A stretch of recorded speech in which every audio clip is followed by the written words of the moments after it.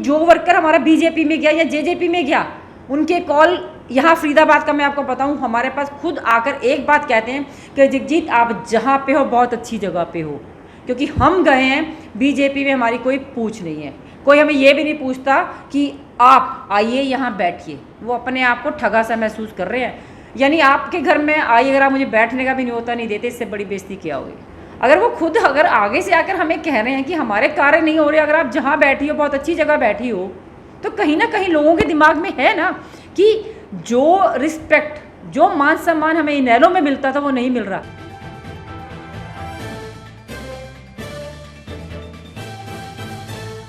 नमस्कार, मैं Tilakraj Sharma, live news में आपका स्वागत है। आज हमारे साथ INLD की महिला जिला अध्यक्ष NIT 86 से पूर्व प्रत्याशी पन्नू जी, जगजीत कौर, जिनको पूरे शहर में जगजीत कौर के नाम से, पन्नू के नाम से जाना जाता है, और बड़ी संघर्षशील महिला हैं। लगातार 8 साल से राजनीति में आने के बाद इस NIT के लिए संघर्षरत हैं, और हाल ही में इन्होंने एक संघर्ष का जो बड़ा नमूना है, NIT को जोड़ने वाली मुख्य 2 सड़कें, उनको लेकर इन्होंने संघर्ष शुरू किया है। उसके बारे में उनसे जानते हैं कि क्या इनकी आगे की इस NIT की विकास के लिए क्या रूपरेखा है। पन्नू जी, पहले तो आपका स्वागत है। ये NIT में जो 2 मुख्य सड़कें हैं आपकी, इन मुख्य सड़कों को लेकर कल आपने एक प्रदर्शन शुरू किया है, और उनके देखभाल का भी काम आपने उसमें एक प्रेस नोट में जारी किया है। उसमें बताया है कि मैं इन सड़कों को जब तक ये नहीं बन जाती, जब तक मैं सरकार से और प्रशासन से संघर्ष करूंगी। तो क्या इसमें आपने रूपरेखा तैयार की? कल तो हम लोगों ने एक सांकेतिक भराव किया था कि ये नगर निगम के उन भ्रष्ट अधिकारियों को, हमारे मंत्री जी, MLA, उन सबको एक संकेत दिया था कि ये आपका कार्य है करना, पर आप नाकामयाब हो चुके हैं। इसीलिए NIT 86 के जो लोग वहाँ से रोज़ गुजरते हैं, उन संस्थाओं ने हमारा साथ दिया, और कल हम लोगों ने वहाँ से एक भराव की शुरुआत की। और आपको एक बात बोलूँगी, वहाँ जितने लोग गुजर रहे थे वो वाकई बहुत खुश थे कि ये बहुत अच्छा कदम है कि पहले किसी ने इसको करने का प्रयास नहीं किया। और अगर इसी तरह जनता का साथ हमारे साथ रहा और नगर निगम ने जल्दी सड़क को नहीं बनवाया, तो हमारा अगला कदम रहेगा कि हम धरने प्रदर्शन पे उतर के, हम पहले चाहते नहीं कि हम धरना प्रदर्शन करें, हम चाहते थे प्यार से काम हो, पर हम लोगों ने बहुत बार इसके लिए कमिश्नर जी को, DC को, सबको लेटर दिया, but in the end result 0 रहा। तो हमें मजबूरी में आकर कल ये पहला कदम उठाना पड़ा, और आप जैसे साथियों ने हमारा साथ दिया। अगला कदम ये है कि अगर अब भी सड़क नहीं बनी तो हम धरने पे बैठेंगे। अच्छा, आप संघर्ष की बात कर रहे हैं। एक SYL पे आपकी पार्टी ने बड़ा संघर्ष शुरू किया था जी, लेकिन वो बात अभी भी सिरे नहीं चढ़ी। कहीं ये 2 सड़कों वाला मामला कुछ ऐसे ही ठंडे में तो नहीं हो जाएगा? तिलकराज जी, देखिए, जो SYL है वो 2 स्टेट्स का मुद्दा है, बहुत बड़ा मुद्दा है, हरियाणा और पंजाब का। ये भी 2 विधानसभाओं का मुद्दा है, 3 पर इसके लिए मैं आपसे एक बात कह सकती हूँ, मुद्दा 3 का है। एक सड़क भटकल में आती है, एक बल्लभगढ़ में आती है, और उसमें से गुजरते हैं NIT 86 के लोग। तो मार कौन खा रहा है? NIT 86 की जनता, जो रोज़ वहाँ से लाखों लोग गुजरते हैं। पर एक सच्ची बात है, SYL तो स्टेट्स की बात है, कुछ नहीं हुआ। ये 2 विधानसभाएं हैं और हम यहाँ के लोकल बाशिंदे हैं। इतना कह रही हूँ, अब तब तक चैन से नहीं बैठेंगे जब तक इस सड़क को बनवा नहीं लेंगे, चाहे उसके लिए मूलचंद जी का घेराव करना पड़े, सीमा त्रिखा जी का करना पड़े, और अपने विधायक नीरज शर्मा का करना पड़े। अब जनता बिल्कुल तैयार हो चुकी है, अब इनको छुपना पड़ेगा अगर ये सड़क नहीं बनाते हैं तो। अच्छा, आपने घेराव की, NIT के विधायक की बात की, वो सत्ता में नहीं है, लेकिन आप घेराव की बात कर रहे हैं। तो NIT के विकास को और उसके जो विधायक हैं पंडित जी, उनके संघर्ष को किस तरीके से देखते हैं आप? देखिए, संघर्ष किया था पंडित शिवचरण लाल शर्मा जी ने। इन्होंने तो, पंडित जी ने कोई संघर्ष किया ही नहीं है। ये जिस दिन से विधायक चुने गए पंडित जी के नाम पे कि एक बार मौका दीजिए, हम भी ऐसा ही कार्य करके दिखाएंगे, जनता को लगा शायद अगर पूर्व विधायक ने कुछ नहीं किया तो ये कुछ करके दिखाएंगे। पर अफसोस, इस बार फिर से NIT 86 की जनता ठगी गई है। उन्हें जो लगा था कि ये कुछ कर दिखाएंगे, ये तो उससे भी गए गुजरे हो गए हैं। क्योंकि जब से बने हैं 1 साल में अगर आप इनका निकाल के देखें टाइम पीरियड, कुछ टाइम तो कोरोना के चक्कर में निकल गया, और उससे पहले जो 2-3 महीने ने मिले तो लोगों से इन्होंने कहा कि अभी तो मैं बिल्कुल नया नया बनाऊँ, कुछ कर नहीं सकता, और अब वो भजन कीर्तन कर रहे हैं। तो जो विधायक का टाइम जनता के बीच में होना चाहिए, मैं ये नहीं कहती अपना आप धर्म मत कीजिए, देखिए धर्म के साथ साथ कर्म भी तो कीजिए ना। अगर हमारे पास 24 घंटे और मुझे पता है मुझे पूजा पाठ करना है तो सुबह का टाइम कीजिए ना, बाकी समय जनता को दीजिए वहाँ की। अगर आपको चुना गया है और आपके घर के अगर आप राजा हो और आपके बच्चे रो रहे हैं तो उस घर की हालत क्या होगी। आज NIT 86 की जनता वाकई में आंसुओं से रो रही है, जो हालात हमारी NIT 86 के हैं, और हमारा संघर्ष लगातार कायम रहेगा। कहते हैं विपक्ष की भूमिका, वो तो खुद विपक्ष के MLA हैं, तो हमारा एक दुर्भाग्य है NIT 86 का कि जो भी MLA मिला उसे वो ऐसा मिला जिसने अपने नाम के आगे विपक्ष लगाया। पर मैं एक छोटी सी बात उन सबसे पूछना चाहूँगी कि उससे पहले और बहुत सारी जगह भी हैं जहाँ विपक्ष के MLAs हैं, क्या वो काम नहीं करवा रहे। और बीजेपी सरकार तो दावा करती है कि 90 की 90 सीटों पे हम एक सा कार्य करेंगे। अगर वो अपना दावा कर रही हैं सबका साथ सबका विकास, तो उनको आकर दिखाया जाए ना। अभी इन्होंने एक ऐप चलाई थी, अनिल विज ने बोला कि आप कहीं पे भी सड़क टूटी हो मुझे डालिए, वो सड़क का कार्य होगा। मैं तो विज साहब से भी कहना चाहूँगी, विज साहब थोड़ी नहीं टूटी हैं, ये तो सड़क है ही नहीं, कंक्रीट हुआ पड़ा है। और NIT 86 में बहुत बड़े बड़े नेता बीजेपी के भी रहते हैं, रोज़ उन्हीं सड़कों से वो भी गुजरते हैं। क्या उनकी आंखें बंद हैं? क्या उन्हें नज़र नहीं आता है? क्या वो एक राजनीति के चक्कर में एक रोड बनने नहीं देंगे क्या? अब ये सवाल सरकार से भी है कि या तो इस रोड के ऊपर आप राजनीति कर लें, या इसे लोगों की सहूलियत जो आप कहते हैं सबका साथ सबका विकास, इसको बनाकर लोगों की आवागमन में जो इतनी दिक्कत हो रही है उसको ख़त्म करें। अच्छा, एक बड़ा मुद्दा हमारे देश के अंदर किसानों का चल रहा है जी। किसान बिल को लेकर विरोध कर रहे हैं, आप लोग भी विरोध कर रहे हैं, आपकी पार्टी ने भी विरोध किया है जी। लेकिन कल एक भिवानी में कुछ किसानों के संगठनों ने, कुछ संस्थाओं ने उसका प्रधानमंत्री का पुतला फूंकने के लिए एक समय मांगा और उसका समय निर्धारित किया, लेकिन उनकी उससे पहले गिरफ्तारी कर ली गई। तो इसको सरकार की किस तरीके से आप बताना चाहते हैं कि सरकार क्या करना चाहती है? बीजेपी सरकार हरियाणा में तो फेल हो चुकी है पूरी तरह से। इससे पहले भी अगर हरियाणा में सरकार आई है ना, वो सिर्फ मोदी जी के नाम पे है। कोई ये नहीं कहता बीजेपी को वोट दो, कह रहे मोदी जी को वोट दो। पर अब लोगों की आंखों से पट्टी उतर चुकी है। अगर हम किसानों की बात करें, किसान अन्नदाता है। अगर किसान आज, मैं कहती हूँ, अन्न पैदा करना बंद कर देना तो हमारे हालात इतने बिगड़ जाएंगे कि जो खुलेआम गुंडागर्दी सड़कों पे जो आपको नज़र आएगी ना, क्योंकि जब खाने को नहीं होगा ना, भूख इंसान को लड़ने पे मजबूर कर देती है, तो वो सड़कों पे आपको खुलेआम नज़र आएगा। और किसान क्यों ना उतरे, बड़े किसान की मैं बात नहीं करती, पर हमारे यहाँ ज़्यादातर किसान छोटे हैं, 1, 2, 3, 4 एकड़ वाले। किसान की बेटी हूँ, मुझे भी उस दर्द का एहसास है कि अगर आपके पास 1 एकड़ है, उसके अंदर आप अपने घर का गुजारा नहीं कर सकते। और सरकार जो 3 अध्यादेश लेकर आई है, उसके अंदर आप बताइए, हम लोग कहीं ना कहीं जो आड़ती हैं उनसे जुड़े हुए हैं। हमारे घर परिवार में, गाँवों के अंदर जब कोई शादी ब्याह होता है, फसल नहीं होती, हम उनसे एडवांस लेकर आते हैं कि फसल आने पे काट लेना। पहली चीज़ वो ख़त्म हो गई। Number 2, MSP, minimum sale price तो होना ही चाहिए। उसकी अगर हमारी लड़ाई ये नहीं है, आप अध्यादेश लाए हो, बट उसके अंदर जो कमी है उनको दूर कीजिए। पर क्या कर रहे हैं, नहीं, मिनिमम MSP कहते हो ही नहीं सकता। क्यों नहीं हो सकता? आप अगर केंद्र की सरकार इसे पास करने की हिम्मत रखते हैं तो इसको भी तो कर सकते हो आप।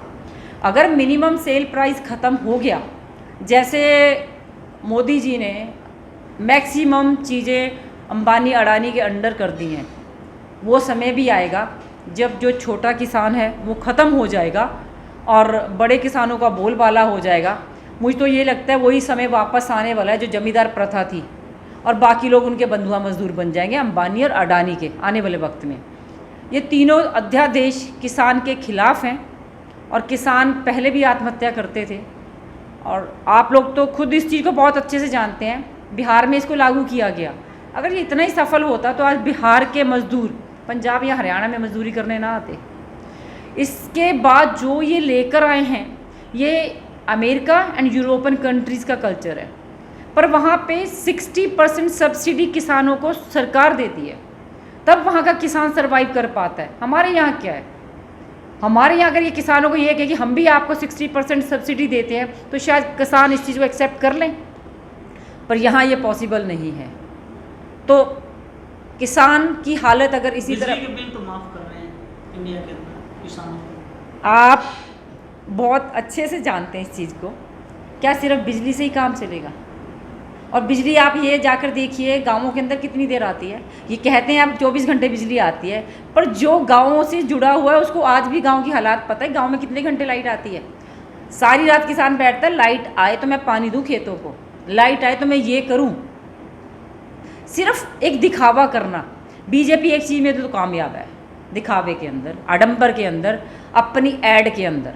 फरीदाबाद के अंदर आप देखते हैं कि बीजेपी का विकास का जो रथ है वो स्मार्ट सिटी तक कहाँ तक पहुँचा अभी तक, उसको किस तरीके से आप बयां करोगे जनता के बीच में?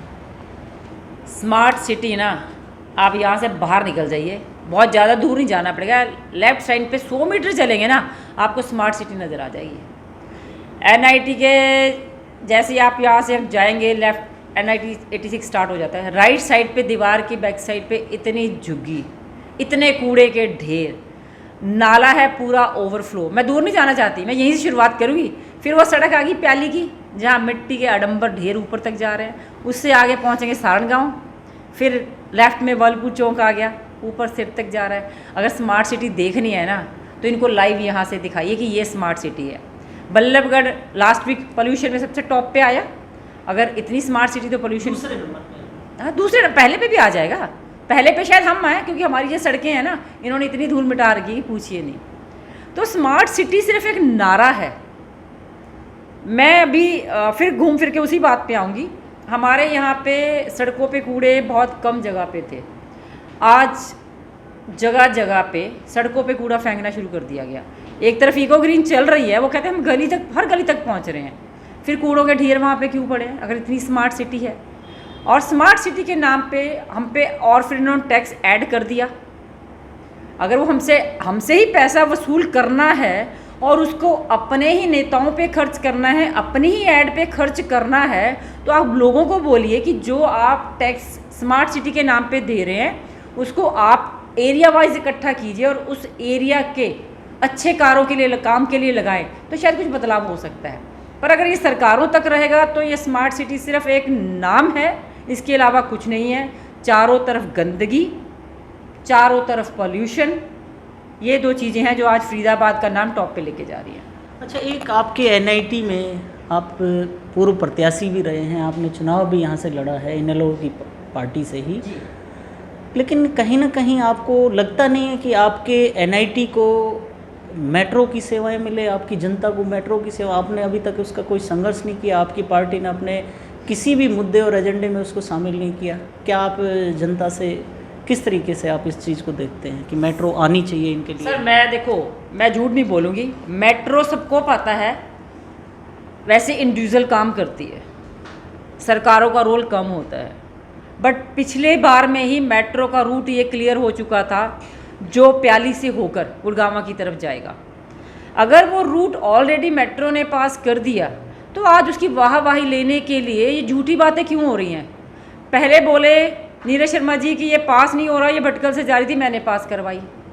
फिर उसी पे थोड़े दिन बाद किशन पाल गुर्जर जी आ जाते हैं कि मैंने उस रूट को चेंज करवा दिया, जो भटकल से जा रहा था अब ये यहीं से जाएगी। जो चीज़ डॉक्यूमेंट्स में आज से कई साल पहले पास हो चुकी है, वो नेता इसके ऊपर नेतागिरी क्यों कर रहे हैं? मेट्रो यहाँ से पास हो चुकी है और यहाँ से ही बनकर जानी है, तो जो चीज़ आपकी पास है और बननी है उसमें झूठी राजनीति क्यों? अगर DPR हमने देखी है उसमें तो गोल क्लब मेट्रो स्टेशन आया हुआ है, यहाँ तो बड़खल का, इसका प्याली का तो नाम है ही नहीं। जो पहले आया था, नहीं अभी जो आया है उसकी बात कर रहा हूँ, उसको फिर इन्होंने चेंज तो कर दिया। मैं क्या कह रही, ये राजनीति है इसके ऊपर। आप जब चाहे, मुझे लगे बीजेपी केंद्र में सरकार, बीजेपी की हरियाणा में सरकार, राज उनका है, ये पेपर इनके अधिकारी भी कहीं ना कहीं में दबाव। आज अफसोस की बात ये है, पूरे जितने भी अधिकारी हैं चाहे A to Z, वो कहीं ना कहीं सरकारी दबाव में काम कर रहे हैं। और इन डॉक्यूमेंट्स को आप जब चाहे मर्जी चेंज कर सकते हैं, ये उनके अपने घर की चीज़ है। और ऐसा ही मेट्रो के साथ हुआ है, जिस चीज़ को आपने पहले पास कर दिया कि ये बाटा से प्याली से होते हुए वहाँ जाएगी गुड़गांवा, फिर आप उसको चेंज करके आपने गोल्फ क्लब का पास कर दिया, फिर आप उसको रातों रात चेंज करके फिर प्याली कर रहे हैं। तो आप मुझे बताइए, राजनीतिक खेल नहीं है क्या? ये एक राजनीति के तहत ही हो रहा है। बाकी मेट्रो अगर आप पहले डॉक्यूमेंट्स निकलवाएंगे तो वो उसके अंदर प्याली से ही था ये रूट। और अगर आज इसका क्रेडिट ये लेकर जाना चाहते हैं, हमें तब भी अफसोस नहीं है। हम तो ये कहना चाहेंगे NIT 86 की जनता को अगर अच्छा मिलता है, चाहे वो पूर्व विधायक ने दिया या आज के विधायक ने दिया, तो मैं इसके लिए तो उनको वाकई सलाम करूँगी कि हमारी जनता को आराम होना चाहिए। उसके ऊपर मैं राजनीति नहीं करना चाहूँगी कि इन्होंने किया तो मैंने क्यों नहीं किया। अच्छा, एक मेरा आपकी राजनीतिक पार्टी से ही सवाल है जी। कहीं न कहीं एक जज्बा के स्थापित होने से, सरकार के साथ होने से जो संगठन को बड़ा झटका लग रहा है कार्यकर्ताओं का, आज कार्यकर्ता मिलना प्रदर्शन के लिए बड़ा मुश्किल हो रहा है। संस्थाओं को लेकर साथ आप चल रहे हैं यहाँ पर, तो संगठन को मजबूत करने के लिए क्या रूपरेखा है पार्टी के पास, आप लोगों के पास? किस तरीके से संगठन को दोबारा से हरियाणा में नंबर 1 किया जाए, इसके लिए कभी कोई रणनीति बनी है आप लोगों की? बिल्कुल बनी है। जो आपने कहा कि हम संगठन को साथ लेके चल रहे हैं, वो एक सामाजिक मुद्दा है, वो मेरे परिवार का मुद्दा है, हमारे एरिया का मुद्दा है, वो किसी एक का नहीं है। अगर मुझे किसानों के लिए संघर्ष करना है या किसी और गवर्नमेंट जॉब वालों के किसी के भी लिए मुझे करना है, वहाँ मेरी पार्टी का पूरा साथ मेरे साथ है। और ऐसा नहीं है, मैं ये नहीं कहूँगी आप कमज़ोर हैं। अगर आज भी आप मुझसे पूछोगे, मैं आपको अपनी पूरी टीम 6 की 6 विधानसभा में दे सकती हूँ, एक महिला होने के नाते। इस संगठन की क्या रूपरेखा है आगे संगठन बनाने के लिए, क्योंकि टूटता जा रहा है संगठन? टूटना नहीं, आज वापस, छोड़ के जा आज वापस अगर आप नोट करेंगे कि जो छोड़ कर गए हैं वो वापस आ रहे हैं। क्योंकि जो रिस्पेक्ट उन्हें लगा था JJP में जाकर मिलेगी या BJP में मिलेगी, ये बात मैं आपसे खुलकर और बहुत उसके साथ ठोस उसके साथ कह सकती हूँ कि जो वर्कर हमारा BJP में गया या JJP में गया, उनके कॉल यहाँ फरीदाबाद का मैं आपको बताऊँ, हमारे पास खुद आकर एक बात कहते हैं कि जगजीत आप जहाँ पे हो बहुत अच्छी जगह पे हो। क्योंकि हम गए हैं BJP में, हमारी कोई पूछ नहीं है, कोई हमें ये भी नहीं पूछता कि आप आइए यहाँ बैठिए। वो अपने आप को ठगा सा महसूस कर रहे हैं। यानी आपके घर में आइए, अगर आप मुझे बैठने का भी न्योता नहीं देते, इससे बड़ी बेइज्जती क्या होगी? JJP की बात उनको लगा था शायद हमारी सरकार में हिस्सा है, हमारे कुछ कार्य होंगे, तो ऐसा भी नहीं है। आप JJP के नॉर्मल वर्कर के पास जाइए, किसी का कोई कार्य नहीं हो रहा।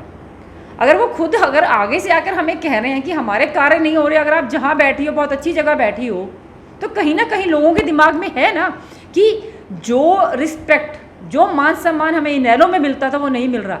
अभी आप बड़ौदा के अंदर चेक करो कितने लोग वापस आए हैं, सबका यही आ रहा है घर वापसी। और बहुत जल्दी मैं आपको फरीदाबाद में भी ये चीज़ दिखाऊंगी कि जो लोग JJP या BJP में गए हैं उनकी घर वापसी आपको खुद नज़र आएगी। वो लोग हमारे टच में आ चुके हैं और उन्हीं की तरफ से उन्होंने बोला कि हम लोग कोशिश कर रहे हैं प्रधान जी, शायद अगर हमारा कोई काम बन सकता हो, पर हमें उम्मीद नहीं है, पर बहुत जल्दी हम आप लोगों के साथ वापस आएंगे। मुझे खुद खुशी महसूस हुई थी कि मैंने फ़ोन नहीं किया, उनका फ़ोन आया कि हम वापस आना चाहते हैं। तो इनेलो का संगठन पहले भी मजबूत था और आज भी मजबूत है। और रही बात जो आप कह रहे हैं, अभी हमने किसानों के लिए किया था प्रोग्राम DC साहब के ऑफिस के बाहर, तो वो सारे इनेलो के वर्कर ही थे। अगर हम हल्के होते तो इतना वर्कर वहाँ ना होता। बहुत बहुत धन्यवाद। ये जगजीत कौर पन्नू जी हमारे साथ थे, जिन्होंने अपनी पार्टी संगठन को लेकर और NIT विधानसभा जिससे उन्होंने खुद चुनाव लड़ा था, उस जनता को जितना ये प्यार करते हैं, कितना प्यार करते हैं अपनी जनता से। लेकिन अब देखना ये है कि पार्टी संगठन की जहाँ बात है कि क्या पार्टी संगठन फरीदाबाद में स्थापित करने में पन्नू जी कितनी कामयाब रहती है, ये अभी भविष्य के गर्व। खबरों की विस्तार से जानकारी के लिए सब्सक्राइब करें हमारा चैनल और क्लिक करें बेल आइकन पर, ताकि कोई भी खबर आपसे अछूती ना रह सके।